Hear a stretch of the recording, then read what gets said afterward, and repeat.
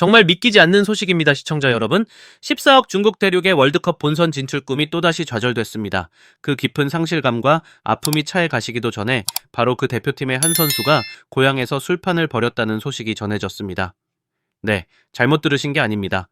팀은 월드컵 예선에서 탈락했고 온 국민은 시리에 빠져 있습니다. 바로 그런 상황에서 중국 축구의 미래로 불리는 21살의 신예 국가대표 왕시친 선수가 보인 행동입니다. 물론 마지막 바레인과의 경기에서 1대 0으로 승리한 것은 사실입니다. 하지만 그 승리는 이미 탈락이 확정된 뒤에 얻은 그저 작은 위안에 불과했습니다. 국가를 대표하는 선수라면 승리의 기쁨에 앞서 탈락의 아픔을 먼저 곱씹고 팬들의 상실감을 먼저 헤아려야 하는 것 아니었을까요? 이것은 단순히 한 젊은 선수의 철없는 실수로 봐야 할까요? 아니면 수년간 중국 축구를 괴롭혀온 더 깊고 구조적인 문제의 신호탄으로 봐야 할까요? 오늘 이 믿기 힘든 논란의 실체를 집중적으로 파헤쳐 보겠습니다. 왕시친 선수의 음주 논란, 만약 이것이 단순히 한 개인의 일탈로 끝났다면 차라리 다행이었을지도 모릅니다. 하지만 문제는 여기서 그치지 않았습니다. 같은 날, 같은 경기에서 이번에는 18살에 불과한 대표팀의 막내 선수가 논란의 중심에 섰습니다. 이미 월드컵 3차 예선 탈락이라는 돌이킬 수 없는 결과표를 받아든 뒤에 치러진 바레인과의 최종전이었습니다. 경기 자체에 큰 의미는 없었죠. 그저 마지막 자존심을 지키기 위한 경기였습니다. 경기 종료 직전 후반 44분 중국이 극적으로 페널티킥을 얻어냅니다. 모두가 조용히 지켜보는 가운데 키커로 나선 18세의 공격수 왕이둥 선수가 침착하게 골을 성공시켰습니다. 여기까지는 좋았습니다. 어린 선수가 A매치 데뷔골을 넣었으니 충분히 기뻐할 수 있는 순간이었죠. 하지만 바로 그 다음 순간 그는 모두를 경악하게 만드는 행동을 합니다. 갑자기 유니폼 상의를 벗어 던지더니 마치 조국을 월드컵 결승에 올려놓기라도 한 것처럼 리오넬 메시를 흉내내며 관중석을 향해 자신의 유니폼을 들어 올리는 세리머니를 펼친 것입니다. 탈락한 팀의 선수가 의미 없는 경기에서 넣은 페널티킥 골에 보인 행동이라고는 도저히 납득하기 어려운 장면이었습니다. 중국 언론과 팬들이 월드컵 우승이라도 한 줄 알았다. 축구는 잘할지 몰라도 눈치가 없다며 조롱과 비난을 쏟아낸 것은 어쩌면 당연한 결과였습니다. 자, 이제 두 사건을 나란히 놓고 보시죠. 오늘 21살의 왕시치는 팀의 탈락에도 아랑곳하지 않고 술을 마셨고 18살의 왕위둥은 마치 개선장군처럼 과시적인 세리머니를 했습니다. 두 선수, 나이도 다르고 맡은 역할도 다르지만 이들이 보여준 태도는 놀라울 정도로 똑같았습니다. 바로 팀이 처한 처참한 상황과 팬들의 절망적인 마음을 전혀 읽지 못하는 무감각함, 현실을 외면하는 자기중심적인 태도였습니다. 이것은 더 이상 개인의 실수가 아닙니다.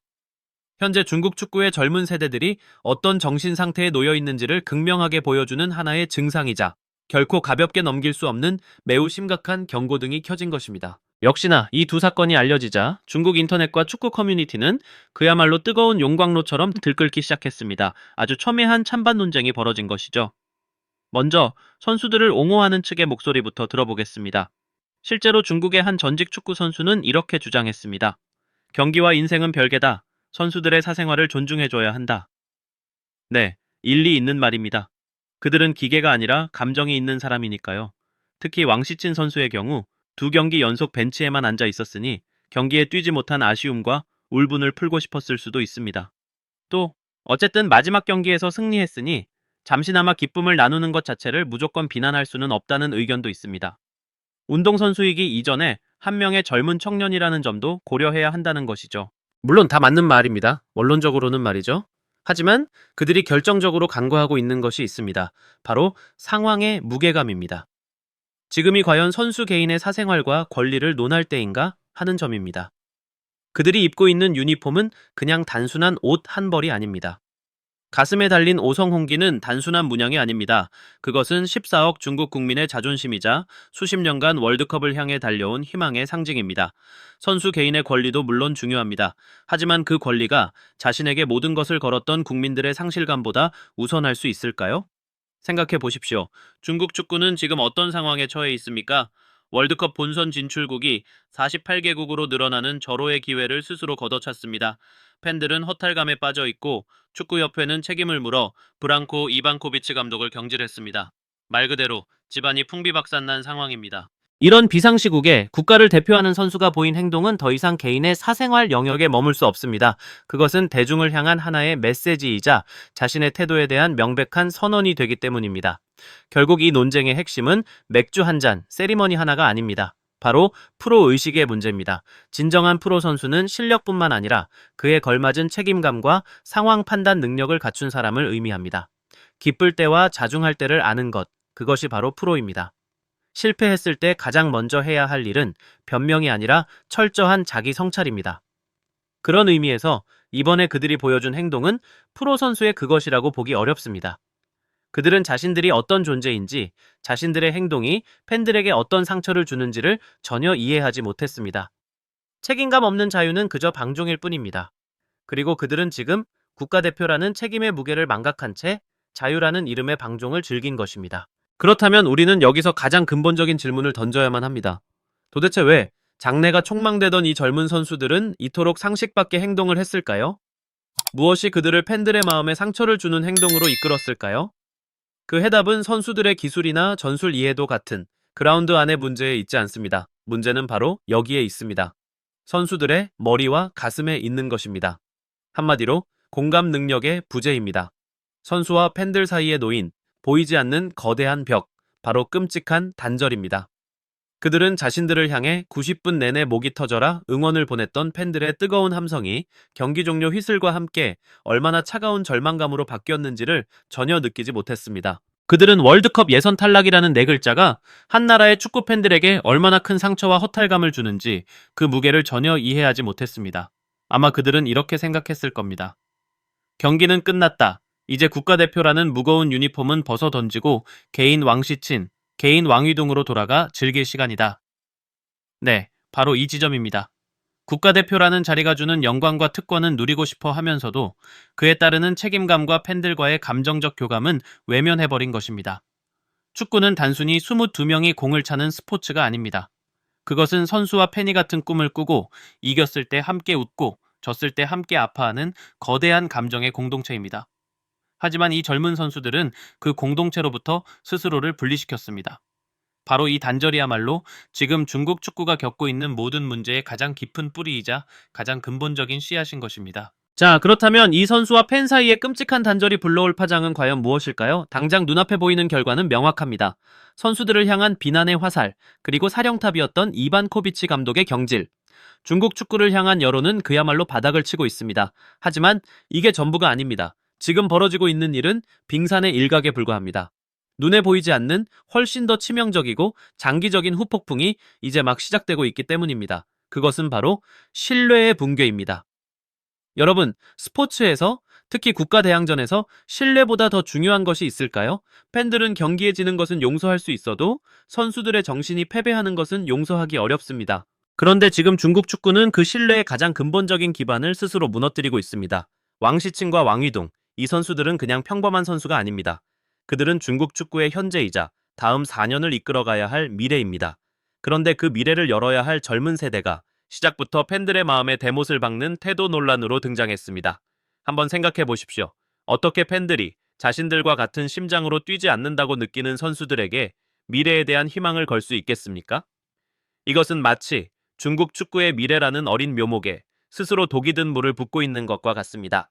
당장은 아니더라도 그 나무는 서서히 하지만 분명히 죽어갈 것입니다. 그리고 이것은 끔찍한 악순환의 시작이 될 수 있습니다. 선수들이 프로답지 못한 행동을 보이면 팬들은 신뢰를 잃고 냉소적으로 변합니다. 그런 불신과 냉소 속에서 자라나는 다음 세대의 유망주들은 과연 건강한 프로의식을 가질 수 있을까요? 다시 잘못된 행동이 반복되고 불신은 더욱 깊어지는 악순환의 고리가 만들어지는 것입니다. 감독을 바꾸는 것은 쉽습니다. 당장 내일이라도 새로운 감독을 선임할 수 있죠. 하지만 한번 무너진 신뢰의 탑을 다시 쌓는 데에는 수년, 아니 수십 년이 걸릴지도 모르는 일입니다. 그렇다면 이 모든 신뢰 붕괴와 악순환의 가장 중심에는 중국 축구의 가장 깊고 아픈 그곳에는 대체 무엇이 괴물처럼 자리 잡고 있는 것일까요? 그렇습니다, 시청자 여러분.